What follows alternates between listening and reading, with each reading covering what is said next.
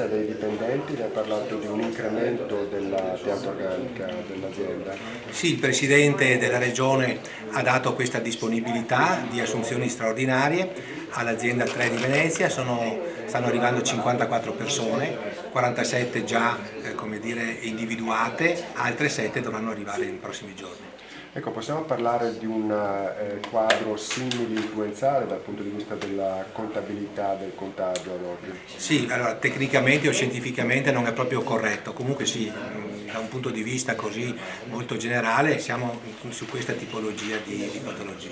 Può essere che in Italia ci sia stato un eccesso di zelo nella contabilità, cioè che noi ne abbiamo trovati di più perché ne abbiamo contati di più?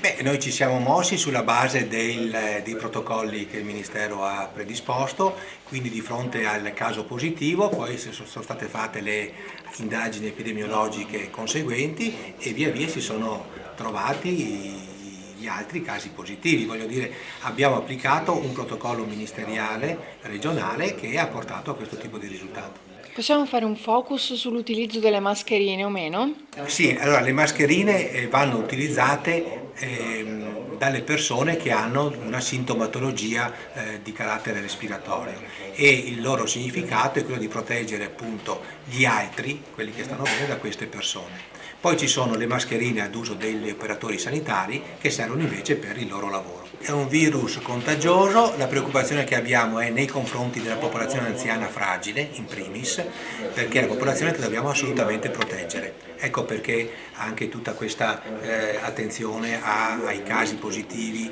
ai contatti che questi hanno avuto. L'obiettivo è quello di proteggere la popolazione anziana fragile. Poi c'è il tema delle rianimazioni, nei casi più importanti, ma finora il nostro sistema sanitario regge anche a questo. Ecco, c'è anche una tenda all'ospedale All'Angelo. Sì, abbiamo installato su indicazione del Presidente della Regione delle tende su ogni ospedale. Sono tende che nascono e che sono state installate per prepararci ad un'eventuale ulteriore diffusione del virus. Le stiamo usando, soprattutto all'Angelo in particolare, per un pre-triage, cioè per dividere quelle persone che arrivano all'ospedale con una sintomatologia respiratoria dalle altre, in maniera da instradarle in percorsi isolati, protetti rispetto ad altri casi.